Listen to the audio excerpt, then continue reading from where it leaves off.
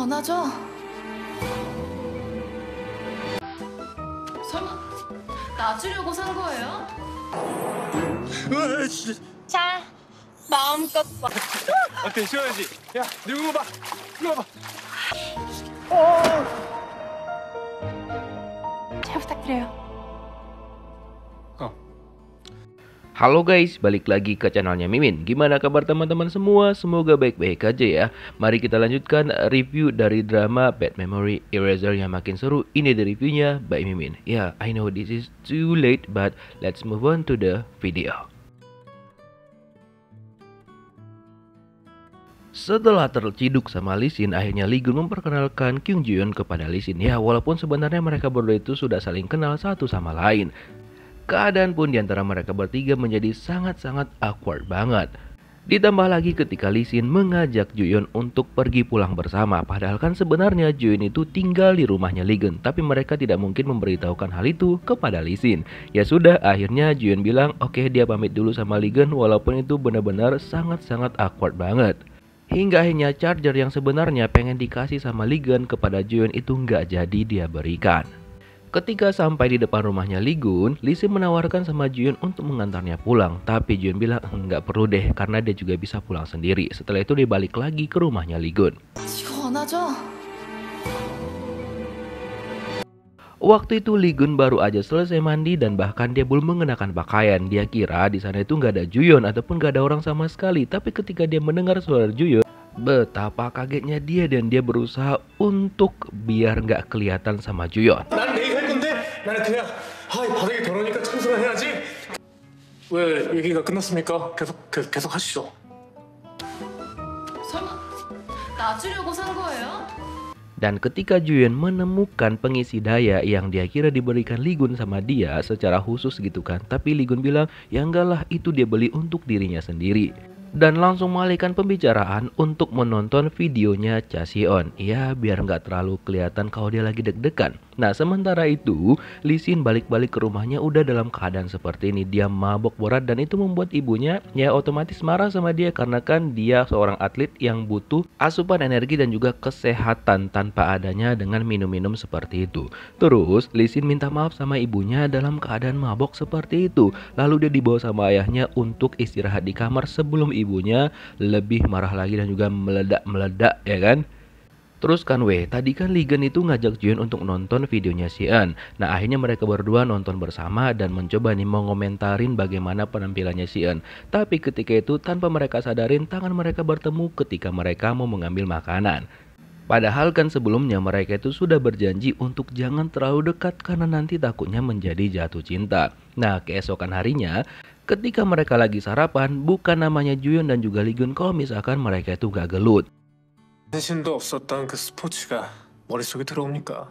12시에 점심 약속 있어서 샐러드도 다 드시던. Sementara itu Sayan memohon sama ayahnya karena kan akhirnya kartu kreditnya itu semua diblokir sama ayahnya karena kan dia pergi ke Korea tidak ada izin sama sekali sama ayahnya. Nah ketika dia meminta izin nih untuk dibukakan kembali kartunya, ayahnya tetap tidak memberinya izin dan iya dia disuruh untuk mencari uangnya sendiri. Nah kemudian karena adik sepupunya Ju Yeon itu kasihan banget sama Sayan, dia nggak punya uang sama sekali, dikasihlah sama dia celengan babi milik sepupunya Ju Yeon. Dan kebetulan Sayan pada hari itu memang mau pergi ke sebuah desa di mana dia pengen mencari orang yang udah dia cari-cari selama ini. Sebenarnya tujuan dia di Korea itu salah satunya adalah itu. Dia udah nelpon taksi bermodalkan celengan babi, tapi untung aja dia melihat ada Lee Sin. 으아, 진짜. 자, 마음껏 봐. Walaupun Lee Sin kaget banget kok tiba-tiba aja Sayan di sampingnya dia, padahal Lee Sin tuh masih belum move on dari maboknya dia kemarin ya kan. SMS sisa mabok semalam. Jadi di sini Sayan meminta sama Lee Sin untuk memberikan dia tumpangan ke desa yang dia tuju. 것 같은데. 좀만 참아. Hingga akhirnya sampailah mereka di desa itu. Seperti biasa Sayan sangat-sangat ramah kepada semua orang. Malah dia suruh tuh Lee Sin untuk ngebantuin ibu-ibu ngebawa pupuk. Dan ternyata lokasinya cukup jauh. Yang awalnya Lee Sin kira deket, tapi ya sudahlah, kasihan Lee Sin. Nah kemudian Sayan mulai bertanya-tanya sama warga setempat apakah mereka masih kenal dengan orang yang sedang dia cari. Tapi tuh mereka belum menemukan sama sekali. By the way, Lee Sin disuruh sekalian mupu. Astaga, seorang atlet yang sama sekali nggak pernah kerja seperti itu disuruh mengerjakan hal-hal yang cukup berat untuk dia. Nah, kemudian dia beristirahat di sungai dan kemudian datanglah Sayan ke sana dengan muka murung karena dia tidak menemukan orang yang dia cari. Kemudian Lee Sin mencoba untuk menghibur Sayan agar dia tidak murung sama sekali karena kan biasanya dia itu selalu ceria tapi kok ini diem aja, bahkan diajak ngomong pun diem. Sementara itu Juyeon masih mencoba nih untuk mengambil hatinya Sion, tapi tetap aja Sion itu cuek kepada Juyeon. Dan dibilanglah sama Ligen bahwa dia punya 1 hari lagi untuk membujuk Sion. Setelah itu Juyeon balik lagi ke rumah sakit karena pasiennya dia yang ini yang selalu datang sama dia itu berkonsultasi kembali ya kan. Nah awalnya Juyeon tetap seperti biasa cuek-cuek gitu, tapi tiba-tiba ekspresinya berubah dan menjadi murung. Nah ketika dia udah selesai konsultasi dan Ligen menemui dia, ekspresinya Juyeon tetap aja murung.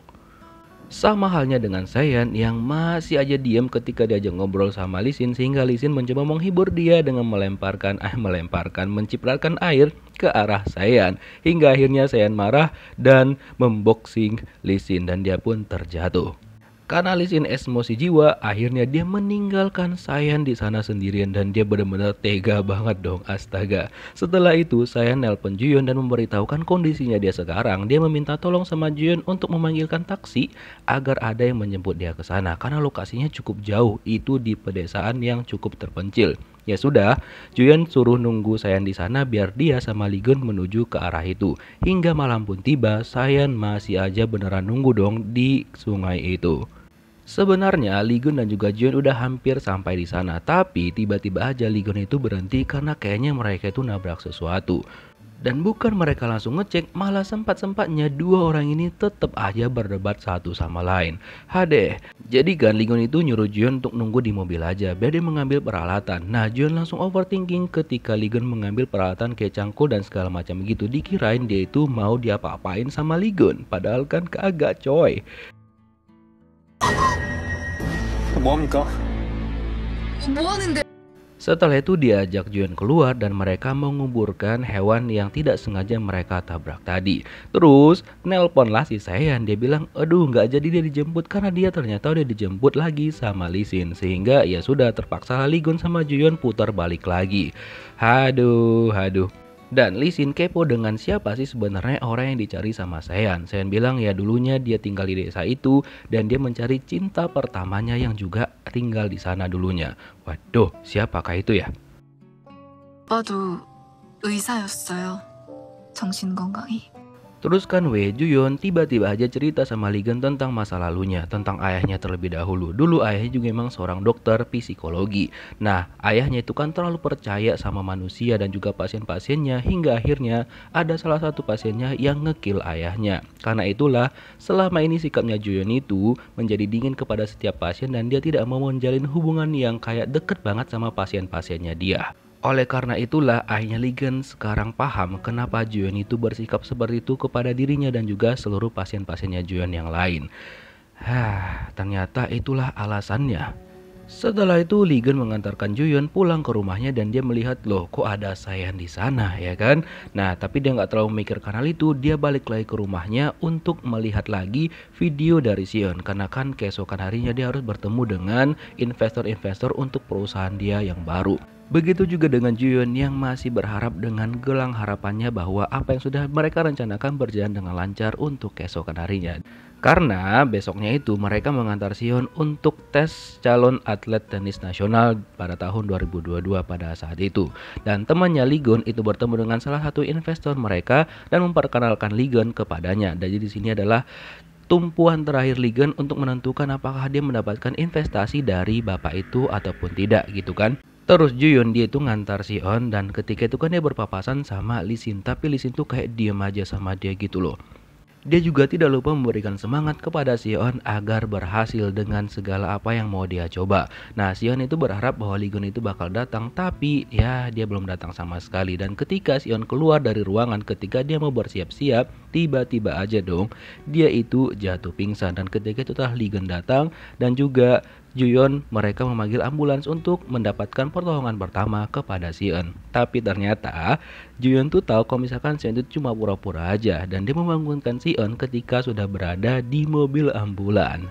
Dan disinilah awal mula kedekatan antara Si-eun dan juga Ju-yeon. Jadi akhirnya Si-eun itu mau mendengarkan perkataan Ju-yeon karena memang nasihat yang diberikan Ju-yeon itu benar-benar ngena banget di hatinya dia. Ditambah lagi ada Lee-gun di sana hingga akhirnya Si-eun memutuskan memang mau bergabung dengan perusahaannya Lee-gun. Setelah itu mereka berdua mengantarkan Si-eun lagi untuk bertanding dan mereka mendoakan hal-hal yang baik kepada Si-eun agar apa yang sedang dikerjakan sama Si-eun saat ini memberikan hasil yang maksimal dan juga sesuai dengan harapan mereka. Serta pertemuan antara Lee-gun dan juga investor yang sebelumnya itu benar-benar berjalan dengan lancar dan juga sesuai dengan keinginan mereka. Dan juga dia ternyata mendedikasikan Lee Sin dan juga Si-eun untuk menjadi ganda campuran karena misalkan Si-eun itu sendiri dia nggak akan bisa gitu. Nah setelah itu Lee-gun dan juga Ju-yeon itu menunggu hasil dari Si-eun. Jadi mereka berdua nunggu di bukit ini dan ya saling memasangkan gelang harapan. Dan gak sengaja mereka berdua jadi deket lagi dan itu membuat Lee-gun maupun Ju-yeon langsung deg-degser. Padahal kan Lee-gun bilang bahwa mereka itu tidak boleh berdekatan seperti ini. Dan ya betul yang dibilang Lee-gun, inilah yang terjadi. Jadi mereka berdua malah semakin deg-degser dan gak bisa menahan perasaan satu sama lain. Dan gak lama setelah itu nelponlah Si-eun dan dia mengabarkan bahwa hasilnya itu sesuai dengan keinginan dia. Dan untuk bergabungnya Ju-yeon ataupun tidak itu tergantung keputusan Lee-gun. Dan Lee-gun memilih untuk tetap memakai Ju-yeon sebagai dokter di timnya dia. Ju-yeon pun seneng banget. Dan dari kejauhan Lee Sin dan juga temannya Lee-gun itu melihat mereka berdua. Apalagi temannya Lee-gun gak nyangka bahwa Lee-gun itu bisa tersenyum seperti sekarang. Padahal kan udah lumayan lama dia tidak menyaksikan senyuman dari temannya itu.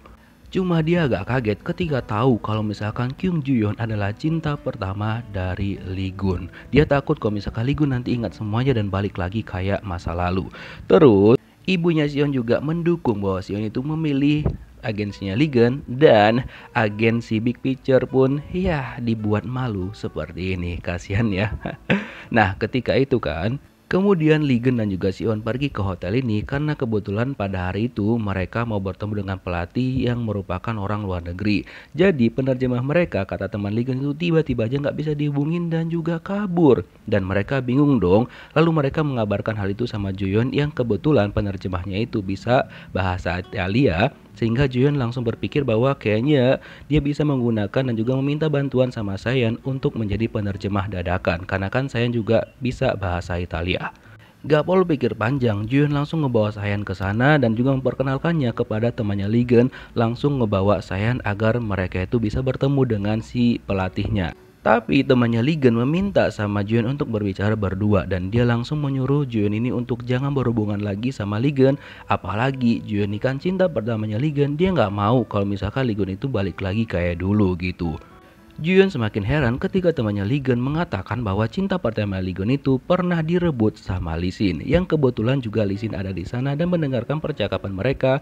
Dia langsung bertanya bahwa ya nggak mungkin dia ada hubungan khusus dengan Ju-yeon. Lalu diperjelaslah sama temannya Lee-gun bahwa di hari Lee-gun itu jatuh, itu dia melihat bahwa Lee Sin itu kisah dengan cinta pertamanya. Itulah awal yang membuat Lee-gun itu menjadi kayak patah banget sehingga dia memutuskan untuk mengakhiri hidupnya pada saat itu. Dan kebetulan juga Lee-gun lagi ada di parkiran. Dia mencoba mengingat di kepalanya karena ada hal yang mengganjal dan mengingatkan dia di masa lalu bahwa lokasi itu adalah lokasi tempat dia melihat adiknya sendiri lagi kisah dengan cinta pertamanya pada saat itu. Tapi dia mencoba untuk fokus dan balik lagi ke atas. Di sanalah dia bertemu dengan Sayan yang bertindak sebagai penerjemah untuk pelatih barunya Si-eun. Apakah betul bahwa Sayan cinta pertama Lee-gun ataupun tidak? Kalau Mimin sih tetap kepada Kyung Ju-yeon. Kita lihat next episode. Thank you for watching guys. See you next video. Bye bye.